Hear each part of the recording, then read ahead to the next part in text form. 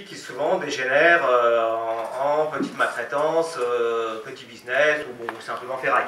Mais on est sur des personnes qui finalement, à force de voir que personne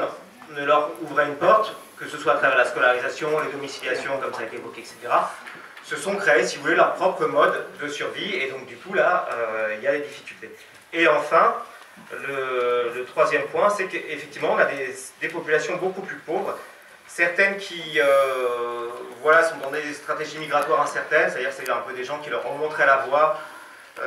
ou alors qui tentent, mais sans vraiment être préparés à la migration, sans avoir le bagage, et là, du coup, qui sont assez vulnérables.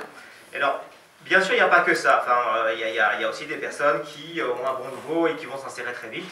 Mais je pense que souvent, les projets, et c'est là où je veux en venir, les projets, si vous voulez, d'insertion, type village d'insertion, alors je ne parle pas du tout de l'expérience de Strasbourg ou de Montreuil, mais souvent il y a des critères de sélection assez importants sur le niveau de français, sur le niveau d'études. Et en fait, on s'aperçoit qu'on touche, j'ai envie de dire, presque les 10% de personnes qui, de toute façon, se seraient insérées par elles-mêmes. Parce que c'est tellement restrictif. Alors du coup, on a des taux de réussite extraordinaires, hein, 90%, donc c'est super. Mais ça masque, si vous voulez, c'est un petit peu l'arbre qui cache la forêt, c'est-à-dire que ça masque les personnes, voilà, dont j'ai évoqué très, très brièvement voilà, la situation, mais qui sont de plus en plus présentes.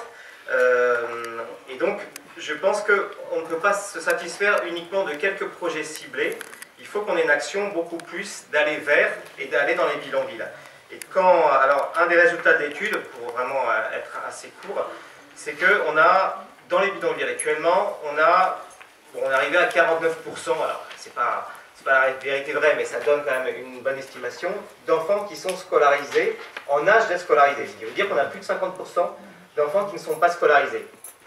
Ça, effectivement, plus tard, ça va être un drame, et surtout, ce qu'on a découvert, c'est qu'on a un taux de 30% d'enfants qui n'ont jamais été scolarisés, ni dans leur pays d'origine, ni en France. Alors, soit parce qu'ils sont arrivés très tôt en France, à 3-4 ans, et finalement, ils ont fait quelquefois 1 ou 2 mois à l'école, ou pas du tout l'école, soit pour d'autres raisons, que ce soit en Bulgarie ou en Roumanie, ils n'ont pas été scolarisés dans leur pays, parce qu'ils voilà, viennent de régions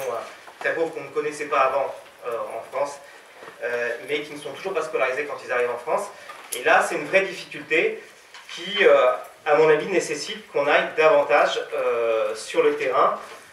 c'est-à-dire que les pouvoirs publics, alors ça va être les CRIP, par exemple les cellules de recueil d'informations préoccupantes, au niveau des départements, doivent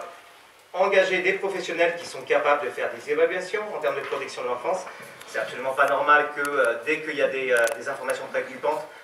il n'y a pratiquement jamais de suite qui soit donnée, alors qu'on a des situations comme partout, comme dans toutes les populations, qui peuvent être très inquiétantes au niveau de la protection de l'enfance. Ça nécessite aussi d'avoir une approche holistique comme vous l'avez faite, c'est-à-dire qu'on ait un accompagnement vers l'emploi, un soutien au niveau du français, et je pense que ça c'est vraiment la priorité, plus que l'hébergement, c'est pas juste donner un hébergement, effectivement si les personnes n'ont pas les moyens de gagner de l'argent, ça c'est vraiment essentiel. Et enfin, j'insiste sur le fait de travailler davantage avec les pays d'origine, parce qu'il faut savoir que dans les pays d'origine, malgré tout ce qu'on dit sur la Roumanie, la Bulgarie, etc., il y a des administrations, il y a des institutions, ils ne sont pas tous de mauvaise volonté, elles ne sont pas toutes racistes, etc. Et quand on travaille justement en commun, ça permet d'avoir des évaluations beaucoup plus rapides et beaucoup plus fines des situations, et du coup de savoir répondre au mieux, et ça peut prévenir aussi certaines situations de personnes voilà, qui sont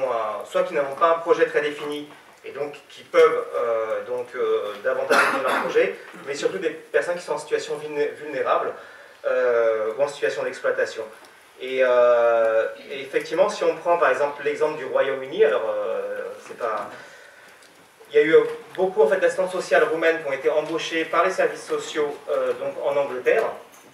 Ces assistantes sociales ont communiqué avec leurs collègues, pas dans une histoire de contrôle de la migration, puisque c'est des Européens, donc c'est la libre circulation, donc pour le coup il n'y a pas la question d'expulsion qui se pose, mais tout simplement pour évaluer au mieux la situation et pour, notamment quand il y a des problèmes d'endettement, pouvoir travailler en fait pour casser, si vous voulez, les phénomènes d'emprise qu'on trouve malheureusement de plus en plus sur le terrain, quoi. Et c'est vrai que quand on regarde les autres pays européens, le taux de scolarisation je pense que c'est quand même en France et en Italie qu'on a le taux de scolarisation le plus faible pour les enfants roms, et ça c'est absolument pas acceptable. Et c'est pas comme ça qu'on pourra justement arriver vers, entre guillemets, une meilleure intégration. Merci beaucoup.